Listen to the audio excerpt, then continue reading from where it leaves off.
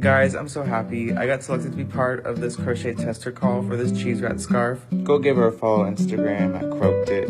Originally, I wanted to use this cream color yarn, but then I saw it was almost $9 a ball. So I found out how to dye using tea to get the color I wanted, and that's what I set out to do. And we're ready to start dyeing. So I need to do a mordant, if I'm saying that right. I'm doing a solution of vinegar and water, 1 part vinegar, 4 parts water.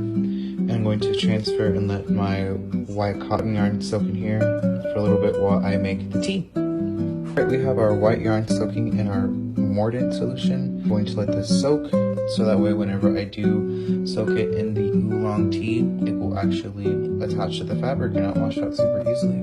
I guess I am using an old paint bucket, but I can already tell that it's giving me the cream color that I'm wanting.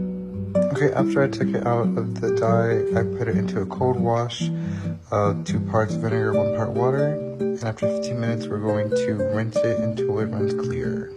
Alright, 15 minutes has passed. We still have that perfect cheese cream color I'm looking for. So I'm gonna rinse this out. So I let the yarn dry a bit overnight, and this is how it's looking. It's giving that perfect Swiss cheese, creamish brown color I'm looking for. So now we need to get rid of the vinegar smell and give it a quick wash. I'm using a pH balanced dish soap. If you use a regular dish soap or commercial detergents, it may strip away the color. So that's why we're using the 7th generation dish soap here. I stick with the dish soap just because I wanted more bubbles and the detergent was too much. We're going to simply put our better yarn in there, a little ASMR for y'all. And we're gonna let it sit here for about 15 minutes.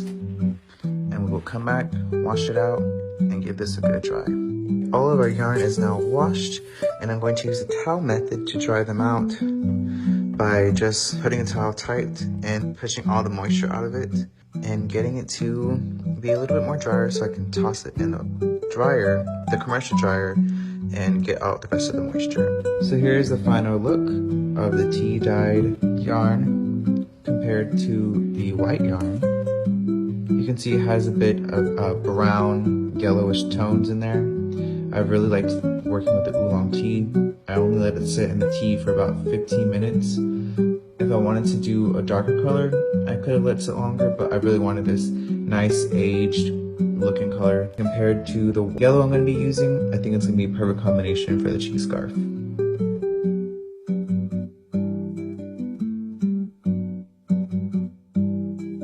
And here's the final look. Thanks for watching.